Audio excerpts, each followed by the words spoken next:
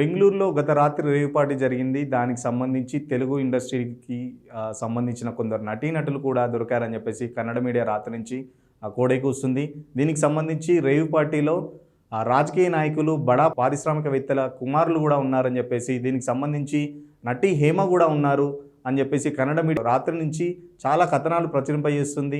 మరోప్రక్క YCP MLA Kakani Govardhan Reddy సంబంధించిన car కూడా, తన స్టిక్కర్ ఉన్న కారు కూడా ఆ రేవ్ పార్టీ పరిసర ప్రాంతాల్లో దొరికిందని చెప్పేసి పోలీసులు చెప్తున్నారు.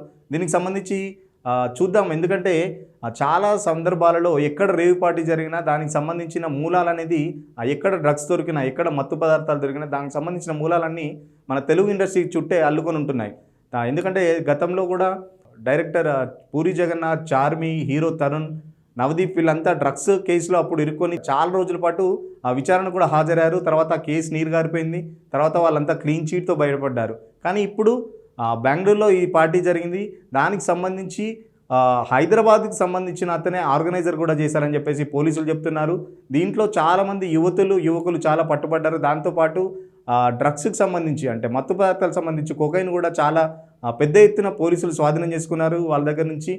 దీంట్లో ఇంకా ఎవరెవరు ఉన్నారు, ఆ పారిశ్రామికవేత్తలతో పాటు ఆ ఇండస్ట్రీకి సంబంధించిన జూనియర్ ఆర్టిస్టులు కానీ, ఇంకా పెద్ద హీరోలు, హీరోయిన్లు ఎవరైనా ఉన్నారా?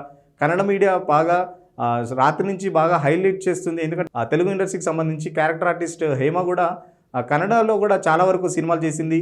దానికి సంబంధించి హేమ కూడా దొరికారని చెప్పేసి కన్నడ మీడియా చాలా హైలైట్ చేస్తూ వచ్చింది. బట్ హేమ మాత్రం తను ఒక వీడియో రిలీజ్ చేసింది. నేను ఎక్కడ రేవ్ పార్టీకి వెళ్ళలేదు, నేను బెంగళూరులో లేను, నేను హైదరాబాద్లోనే ఒక ఫామ్ హౌస్లో ఉన్నాను, నేను సమ్మర్ వెకేషన్కి వచ్చానని చెప్పేసి కూడా, ఇవన్నీ పుకార్లు సృష్టించొద్దు నా మీద, నాపై ఇలాంటి వీడియోలు చేయొద్దు అని చెప్పేసి తను మీడియాను కూడా వేడుకుంది.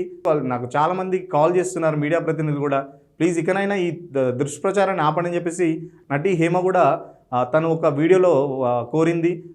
ఇంకొకటి, కాకాని గోవర్ధన్ కూడా తను ఆల్రెడీ ఎమ్మెల్యే స్టిక్కర్ ఉన్న కారు, అది నాకు సంబంధించిన కారు, ఆ కారు నాది కాదని చెప్పేసి తను కూడా ఒక స్టేట్మెంట్ ఇవ్వడం జరిగింది. చూద్దాం, ఎక్కడ డ్రగ్స్ దొరికినా, ఎక్కడ మత్తు పదార్థాలు దొరికినా దానికి లింక్ వచ్చేసి తెలుగు ఇండస్ట్రీకి సంబంధించి ఉంటుంది. రీసెంట్గా ఎన్టీఆర్ బయోపిక్ తీసిన డైరెక్టర్ కూడా మత్తు పదార్థాలు సేవించారని చెప్పేసి పోలీసులకు చిక్కడం జరిగింది. తర్వాత 2 రోజులు విచారణ చేసి దాని తర్వాత తనకు కూడా క్లీన్ చీట్ ఇవ్వడం జరిగింది.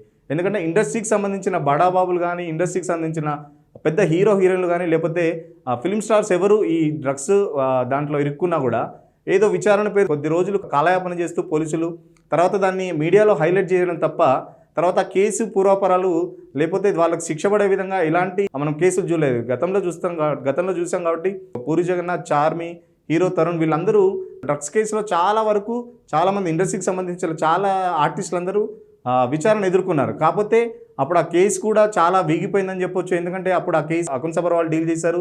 తర్వాత చాలా రోజుల తర్వాత వాళ్ళు క్లీన్ చీట్ కూడా ఇవ్వడం జరిగింది. వాళ్ళే బాధితులు, వాళ్ళు దోషులు కాదని చెప్పేసి వాళ్ళు క్లీన్ చీట్ కూడా ఇవ్వడం జరిగింది.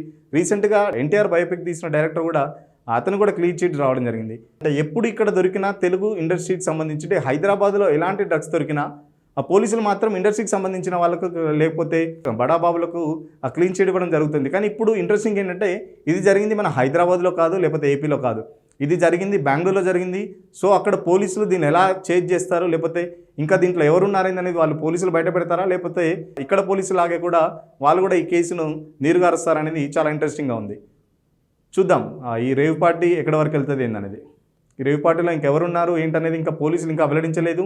చాలా వరకు అయితే యువకులను పట్టుకోవడం జరిగింది. దానికి సంబంధించి చాలా పెద్ద మొత్తంలో కూడా ఆ డ్రగ్స్కి సంబంధించి కొకైన్ మత్తు పదార్థాలన్నీ కూడా వాళ్ళు సేకరించారు. ఎందుకంటే రేవ్ పార్టీ అంటే తెలుసు కదా ఎట్లా ఉంటుంది, అందరూ తాగి నృత్యం చేయడము, అశ్లీల నృత్యాలు ఉంటాయి అక్కడ. అవన్నీ సంబంధించి వీడియోలు అంతా ఫుటేజ్ అంతా వాళ్ళు పోలీసులు కూడా కలెక్ట్ చేశారు. అందరినీ ఆ పోలీస్ స్టేషన్ తరలించడం జరిగింది. రాత్రి నుంచి కన్నడ మీడియా మాత్రం చాలా హైలైట్ చేస్తుంది నటి హేమ రేవ్ పార్టీలో ఉన్నారని చెప్పేసి కూడా. దానికి సంబంధించి హేమ కూడా ఒక వీడియో విడుదల చేసింది, నేను లేనని చెప్పేసి. చూద్దాం మరి రేవ్ పార్టీలో ఇంకెవరెవరు బయటపడతారనేది.